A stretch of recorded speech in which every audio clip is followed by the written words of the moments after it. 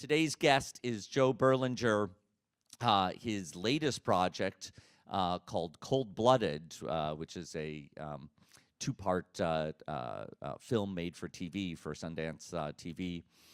Just had its sneak preview last night at the festival. It's going to be airing on Sundance TV, what, in a week? Or? Saturday and Sunday, 18th, 19th. He has a new documentary out in theaters right now called Intent to Destroy, about the Armenian genocide. He's getting ready to go shoot a fiction film. You know his films like Brother's Keeper, which celebrates its 25th anniversary this year, Metallica, Some Kind of Monster, the Paradise Lost trilogy. These are all classics of modern documentary. We're going to start this, before I bring Joe to stage, watching a little reel showcasing his work. So let's watch the Joe Berlinger reel. So what I wanted to do this morning with Joe is look at his ability to sustain a career over more than 25 years since Brother's Keeper. This is not an easy business, as anyone knows. And so Joe and I had some preliminary conversations, and he sketched out some points. I guess we could call them advice. And I'm going to kind of tick off these things that you discussed, Joe, and kind of ask you to elaborate on them. Okay. Let's see. So This the first one you wrote down is, it's okay to make money. Yes. Okay. All right. So this is my thing, and I know this is maybe it's heretical to the image of the documentary filmmaker, and maybe crass to say, but the image and the cliche of the struggling documentary filmmaker, and always struggling for financing, get out of it, wake up. You can have a career here, and you have to be conscious of what your brand is. You have to build your business, and if you're not good in the business side of things, I assume this is a filmmaker crowd, so I feel like I'm talking to a filmmaker crowd. Is that right? That's fair. That's okay. Fair. So when I started making documentaries, there was only HBO and PBS. If you couldn't sell your film to HBO or PBS, you were in trouble. Today, this genre has been never more popular. There are so many outlets, so many different ways to find an audience.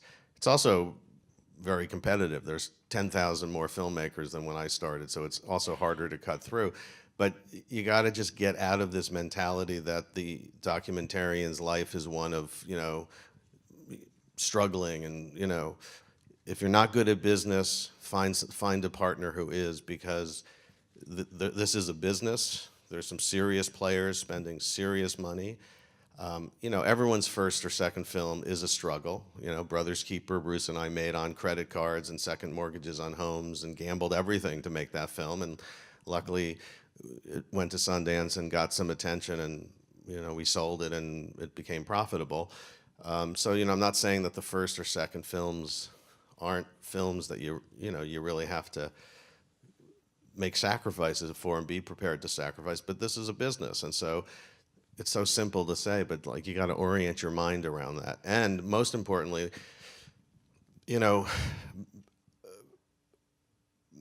making money, and that doesn't mean like, obviously nobody goes into this side of the business to like strike it rich. So I'm not saying like, this is a huge opportunity for wealth, but you don't have to be struggling all the time. And a lot of people have some maybe adverse relationship or thought that, a lot of documentary making is about affecting social change, bringing causes to the people's attention, and for some reason that's not synonymous with also making money. And the way I think about it is, the more successful I am as a business person, the more successful I am in getting my product out there, the more positive social impact that I can have. It's like building a foundation. There's nothing wrong with making money. And that reel is actually just a portion of my work. They chose to highlight the projects that have had social impact. You know, I helped get, along with a lot of other people, but I helped get 3 people out of prison. I've shined a light on all sorts of issues. So I consider myself a documentarian whose, mission is social advocacy. So it's not like I'm here to like make money or say anything like that, but I've done a really good job of supporting myself, raised 2 children, on a documentarian salary. And so if you, so there's nothing wrong with, doing good and making money, because if you are successful financially, relatively speaking, again, it's not like, this is Hollywood, but, if you can support yourself and be strong in business, you can have more social change, Let me ask a follow-up to when you talk about your brand as a filmmaker. Your first breakthrough film was Brothers Keeper, a true crime story, which led to Paradise Lost. And as we've seen that reel, true crime is a kind of through line through your work, with other things besides, but that's a kind of theme that you return to again and Yes. again. And I can remember the first documentary I produced with a woman director, Mima Spadola, was for HBO. It's called Breasts, a documentary interviewing women about their breasts. And we made it. HBO bought it. It had some success for them, and we thought, oh, good, we've made a successful documentary. Now, we've got these other stories we want to tell. And Sheila Nevins, HBO, said, well, now I want you to make the film about men, which will be called Private Dicks. And we're like, really? We're going to be kind of repeating ourselves. Right. And Sheila said to me then, she said, and we were pitching her, different kinds of films, and she said, I have other people who make those kinds of films. You make these kinds of films really well, and I wouldn't be doing my job if I didn't try to get you to do another. And and it never dawned on me when I made my first film that my first film would be setting the tone for the next film and the film after that. Yeah. That's a good point. I happen to love crime, and I do think that kind of set the path for us, although I joke with my friends that, really my career is about music or murder, because when I'm not doing a murder film, I'll do a music film. We branched out with music with Metallica and then Paul Simon, and I did a film about gospel music. But yeah, your first film does you have to go with the opportunities. Whatever your first film is, if it leads to, that's your calling card. Then, right? Yeah, it will lead to what your second film is. Although other filmmakers have very diverse from film to film to film, but it's like whatever it takes to establish a career. And sometimes, it's about seeing what path you're on with a particular subject matter, or sometimes, it's as simple as, you have to just keep pitching. If you're not a business person, you just have to. I'm always pitching. Even today, I'm always pitching. Because the beautiful thing about, you never know which film is going to actually take off. That's one of the things I've learned over the years, is you never know where the opportunity is. So in the early days, I got into commercials and unscripted TV series, and actually I did a scripted, the show called Homicide. I did a couple of episodes of that. But you just have to always look for the opportunities and go for them, because you have to make a living. And if you have other ways of making money, and your filmmaking is about a very certain thing that you want to stick to, then of course that's a great thing. But if you want to, have an impact from a business standpoint, you have to figure out what your brand is and go for it. I mean, interestingly for me, what made me feel comfortable with my brand, I guess, or whatever that means, Brothers Keeper was not about social justice or social activism. Brothers Keeper was purely an aesthetic exercise, because back then, very few there was kind of an explosion in the late 80s, early 90s. Errol Morris was pushing the envelope, I think, or not, I think, everyone thinks, with Thin Blue Line in the use of recreations. Michael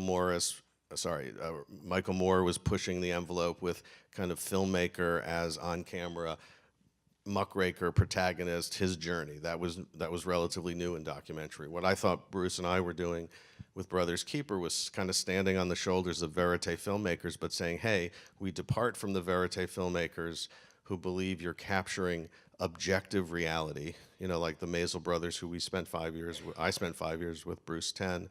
You know, they said there's no such thing as a director on a cinema verite film. You're capturing objective reality.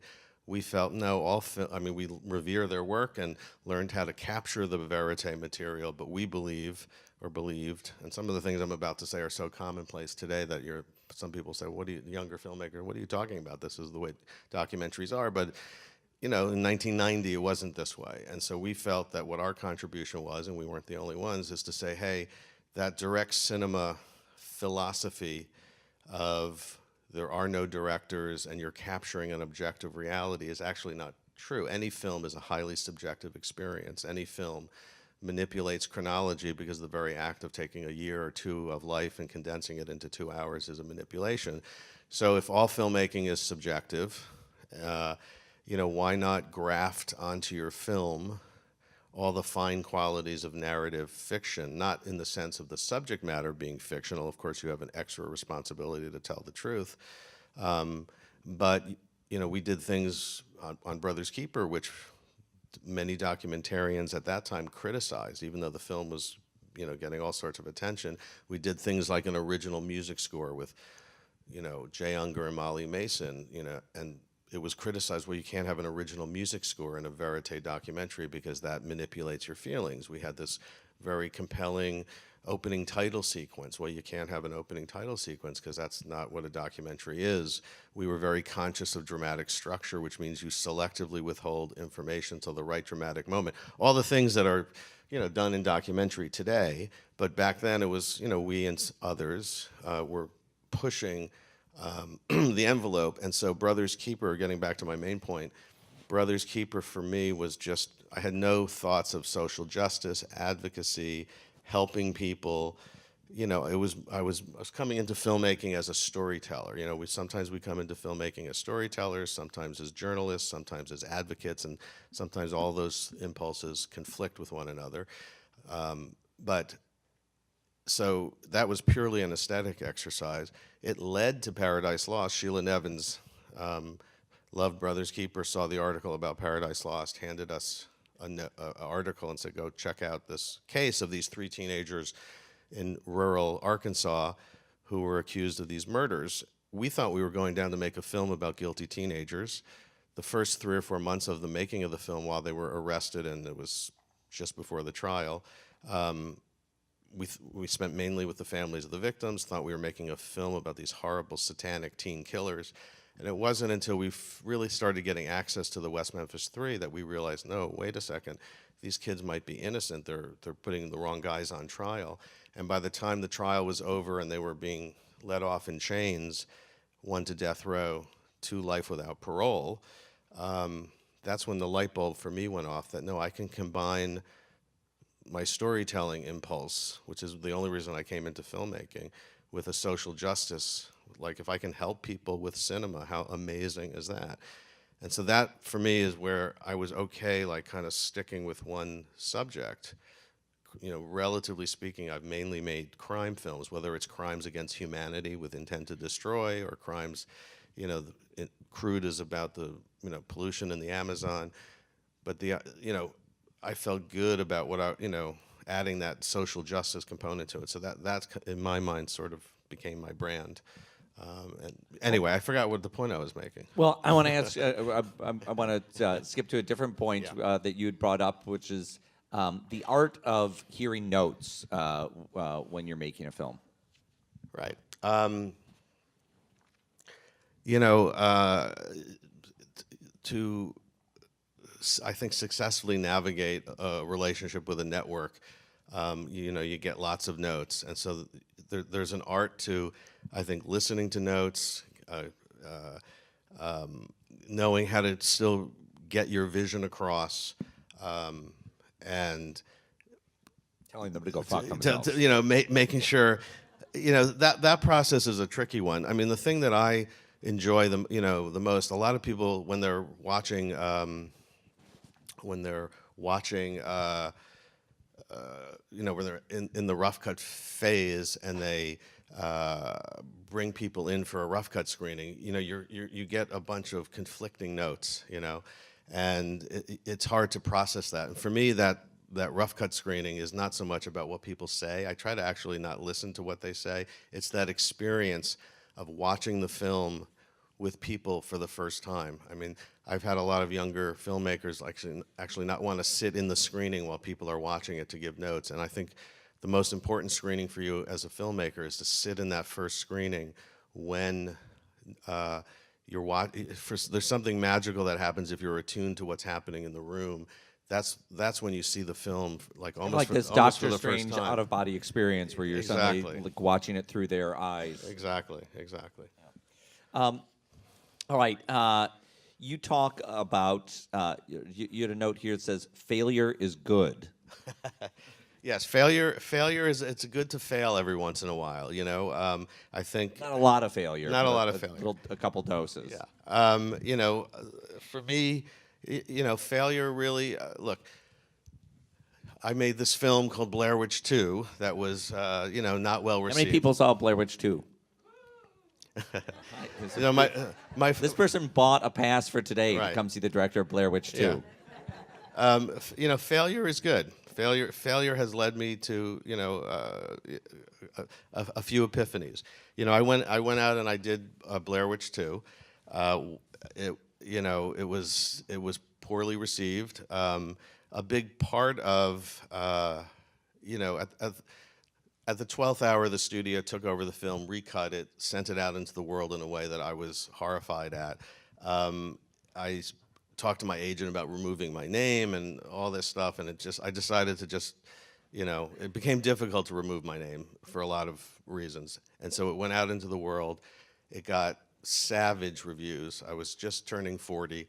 I thought my career basically was over because I started, if you believe your reviews on the way up, then when you get bad reviews, you believe them on the, when they're terrible. Paradise Lost and Brothers Keeper got great reviews. So it was the first time this film, a film of mine had just not just bad reviews, but, attacks on me and, but I took it all so seriously, and so I kind of curled up in a ball. I literally spent like 3 or 4 months depressed, thinking my career was over. My wife Lauren came into my office at home, actually a little concerned about me, and she said, "Here, put on Paradise Lost. Remind yourself why you're a good filmmaker." And Paradise Lost opens with Metallica music, and so I realized that Lars at one point had said he wanted a little behind-the-scenes filming of their record. Had no idea that this was going to turn into a film. And so this is 3 months of thinking my career was over and being very depressed about it. So Lauren, again, reinforced me, reminded me, hey, you're a good filmmaker, get off your feet, take some action. So I called Lars. I said, hey, Lars, you remember that little B-roll you wanted to shoot? And he said, yeah, why don't we do it? Why don't you come out? So as I'm landing in San Francisco, I called Lars. Lars is the drummer of Metallica. And Lars said, you know what? We're not making this record. Somebody quit the band. I'm sorry. You'll have to go home. I'm like, oh, my goodness. So I stuck around and kind of pushed my way into their inner sanctum where because they had told me they had just hired this therapist. And I said, hey, let me just stick around. Let me shoot a little stuff. We had no idea where this was going. It eventually turned into Metallica, Some Kind of Monster, which was an amazing experience. So the lessons I drew from this major failure was you can't believe or validate yourself artistically by what other people are saying about you. It's a really important, hard lesson. You shouldn't care about reviews. You should find other ways, and since then, I have really tried to not care about reviews. On the one hand, you have to care about reviews because if you consistently get bad reviews, you might start having an issue with, your career. But more importantly, you shouldn't validate yourself artistically by what other people are saying about your career or about your films. You have to find other ways to validate yourself, which is a tough thing because we live in a society where, you know, you're measured in these ways. But it's really important to just, you know, if you believe your reviews when they're great, then you believe your reviews when they're bad about yourself, and you can't validate yourself artistically by reviews. We should all be so lucky to get the good reviews that that you've had. And then the other more important point to me, sorry, is that the Metallica film was a total accident. It never would have happened without the absolute failure of Blair Witch 2, for lots of reasons that are, you know, we won't go into now because it'll take too long to explain. But that film, for me, opened my eyes about so many things, and was just one of the great filmmaking experiences of my life, and it wouldn't have happened if it wasn't for this major failure. So, you know, you just have to take the good with the bad and just see where your career goes. Which leads me to one of my other points, which was... Last point, because we just got a minute. Oh, okay. Boy, this went quick. You know, one of the reasons I say you have to keep pitching and you have to keep developing is you never know which film is going to actually take off. And over time, I've come to realize that the films for me that happen, not all of them, but a lot of the big films for me that happen, are the films that happen. I take a very Zen-like approach to this. Fairly recent epiphany is that the films that I end up making are the films that I need to have those lessons at that point. You know, so like it's very important not to get so wrapped up in which film actually happens, which doesn't. It's why you need to be pushing several things along, because at the end of the day, I feel like there's other reasons why you end up making a film. The people you meet, the adventures it leads to, and the lessons that you learn from them. Anyway. Go rewatch Brothers Keeper on its 25th anniversary. Look out for Cold Blooded coming to Sundance TV. When will people get to see Intent to Destroy besides in theaters right now? Yeah, Intent to Destroy is going to be on Stars on April 24th, which is the 102nd anniversary of the start of the genocide, and also on iTunes starting in January. All right. Oh, yeah, it's in New York now. What am I talking about? Thank you, Yeah, Lauren. It's at the Village East Cinema this week. So. All right. A big thanks All right. to Joe Thank you. Berlinger for joining us this morning.